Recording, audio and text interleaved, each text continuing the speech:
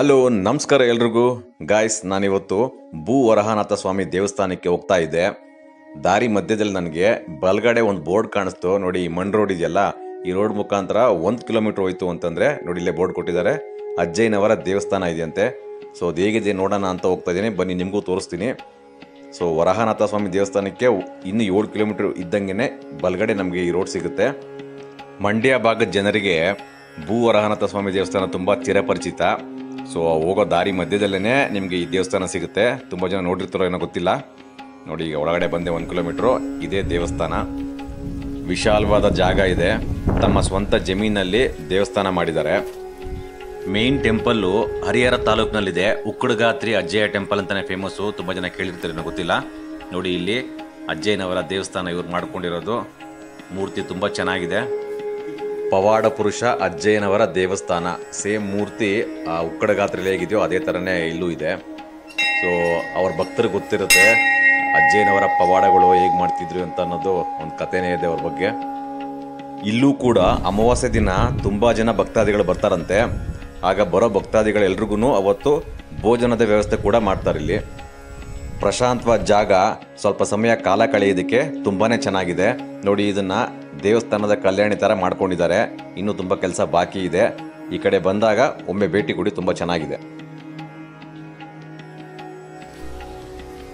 ಈಗ ನಾನು ಬಂದಿರೋದು ಭೂ ವರಹನಾಥ ಸ್ವಾಮಿ ದೇವಸ್ಥಾನಕ್ಕೆ. ದೇವಸ್ಥಾನದ ಕೆಲಸ ಕಾರ್ಯಗಳು ಇನ್ನೂ ನಡೀತಾ ಇದೆ. ಮುಂದೊಂದು ದಿನ ಈ ಜಾಗ ಒಂದು ದೊಡ್ಡ ಪುಣ್ಯಕ್ಷೇತ್ರ ಆಗೋದ್ರಲ್ಲಿ ಯಾವುದೇ ರೀತಿಯಾದ ಅನುಮಾನ ಇಲ್ಲ. ನೋಡಿ, ಇಲ್ಲಿ ಕಲ್ಲುಗಳನ್ನ ಒಂದ್ರ ಮೇಲೆ ಒಂದು ಹೇಗೆ ಜೋಡಿಸಿದ್ದಾರೆ ಅಂತ ಅವರವರ ನಂಬಿಕೆ. ಇಲ್ಲೊಂದು ನಂಬಿಕೆ ಇದೆ, ಅದೇನಪ್ಪ ಅಂತಂದರೆ ಮನೆ ಕಟ್ಟಬೇಕು ಅಂದ್ಕೊಂಡಿರೋರು ಇಲ್ಲೊಂದು ವಿಶೇಷವಾದ ಪೂಜೆ ಮಾಡ್ತಾರೆ. ಅದಕ್ಕೋಸ್ಕರನೇ ಆ ಪೂಜೆ ಮಾಡಿಸಿದ್ರೆ ಮನೆ ಕಟ್ಟಬೇಕು ಅಂದ್ಕೊಂಡಿರೋರಿಗೆ ಕೆಲಸ ಕಾರ್ಯಗಳೆಲ್ಲ ಶುಭವಾಗಿ ಆಗತ್ತೆ ಅನ್ನೋದು ಒಂದು ನಂಬಿಕೆ ಇದೆ.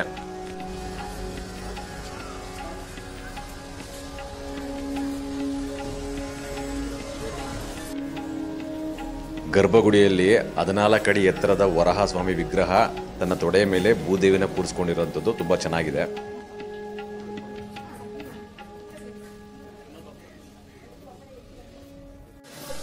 ಇಲ್ಲಿ ಭೋಜನದ ವ್ಯವಸ್ಥೆ ಕೂಡ ಇದೆ, ಪ್ರಸಾದ. ನೋಡಿ, ಇಲ್ಲಿ ತಟ್ಟೆಗಳಿಟ್ಟಿದ್ದಾರೆ. ನಾವೇ ತಗೊಂಡು ತೊಳ್ಕೊಂಡು ಮತ್ತೆ ಊಟ ಆದಮೇಲೆ ತಿರ್ಗಾ ತಂದು ನೀಟಾಗಿ ತೊಳೆದಿಡಬೇಕು. ಬೇರೆಯವ್ರಿಗೂ ಇರುಸು ಮುರುಸು ಆಗಬಾರ್ದು, ಅದಕ್ಕೆ ನೀಟಾಗಿ ತೊಳೆದಿಡಿ.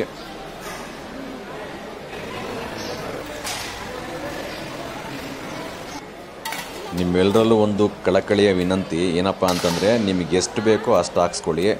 1 ಸಲ ಅಥವಾ 2 ಸಲ 3 ಸಲ ಎಷ್ಟು ಸಲಿನಾರು ಹಾಕ್ಸ್ಕೊಳ್ಳಿ. ಸೊ ಎಷ್ಟು ಬೇಕೋ ಅಷ್ಟು ಮಾತ್ರ ಹಾಕಿಸ್ಕೊಂಡು ತಿಂದು ಖಾಲಿ ಆದಮೇಲೆ ಮತ್ತೆ ಹಾಕಿಸ್ಕೊಳ್ಳಿ.